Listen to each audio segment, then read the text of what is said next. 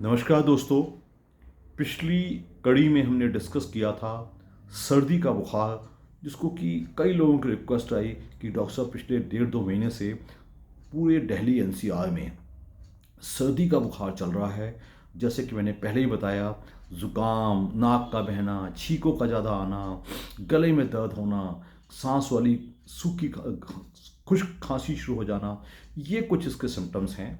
और इसको कैसे टैकल किया जाए और जिससे कि दवाएं भी कम ली जाएं, अनडिज़ायरेबल एंटीबायोटिक भी मत लिया जाए और पेशेंट को जल्द पेशेंट ठीक भी हो जाए। अगर अभी तक आपने मेरा यूट्यूब हेल्थ चैनल घर का डॉक्टर जानकारी ही जीवन है, अगर आपने अभी तक लाइक, शेयर या सब्सक्राइब नहीं किया है तो अवश्य कीजिएगा।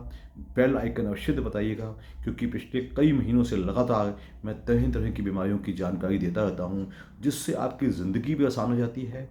आप अपनी बीमारी के बारे में जानकारी भी अच्छी जान पाते हैं, वो अपने आप को सपोर्ट भी कर सकते हैं।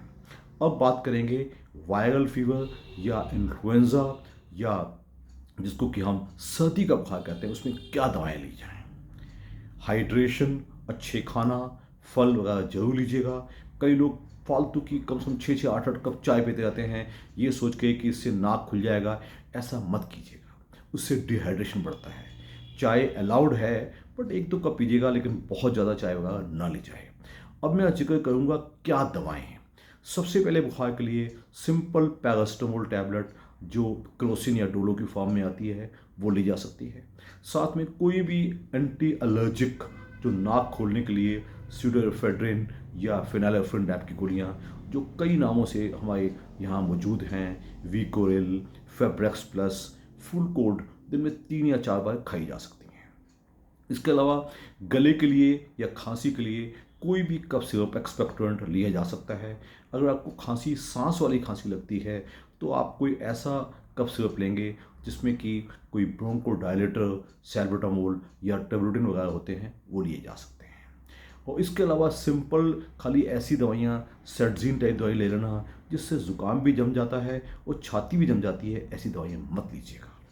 अगर खांसी बहुत ही ज़्यादा है तो हम नेबुलाइजर्स ले सकते हैं, जो बाकायदा ब्यूडेसॉल या ब्यूडेकॉट नाम से आते हैं, दिन में 1 मिलीग्राम एडल्ट के लिए। और छोटे बच्चे हैं, जो बहुत छोटे बच्चे, जो 1 साल से कम हैं, जो कि इन्फेंट्स हैं, और 3-4 साल के बच्चे हैं, उनका विशेष ध्यान देना बहुत ज़रूरी है। क्योंकि उनको तकलीफ़, वो अपनी बलगम निकाल नहीं पाते, अपना गला साफ़ नहीं कर पाते, उनकी छाती खड़खड़ करती रहती है।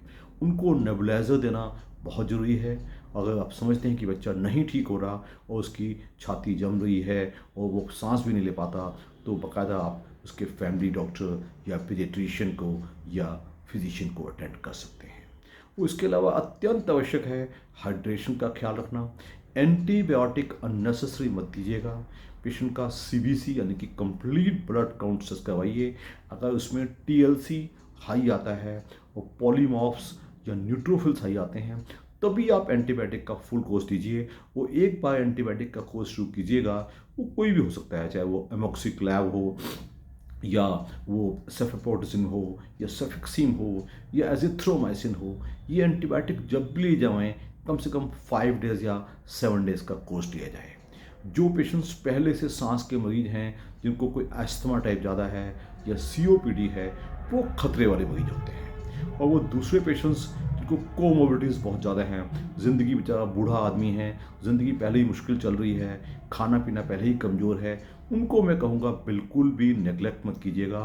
राइट फ्रॉम फर्स्ट डे वो डॉक्टर के टच में रहने चाहिए। उनको जो जो मदद चाहिए खाने की, दवाओं की, वो मिले।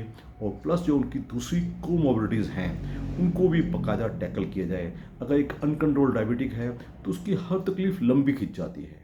कोई जो इम्यून सप्रेसेंट्स पे है या उसका इम्यूनिटी कॉम्प्रोमाइज्ड है, ये पेशेंट बहुत तेज़ी से बिगड़ते हैं। और हमने देखा है इन महीनों में कई ऐसे लोग हताश हो जाते हैं, उनकी डेथ हो जाती है। उससे बचने के लिए अत्यंत आवश्यक कि उनको पहले दिन से ही डॉक्टर के टच में रखिएगा, ताकि वो अच्छे से अपना इलाज पाएँ और उनकी ज़िंदगी लंबी भी चले और निरोग भी रहे।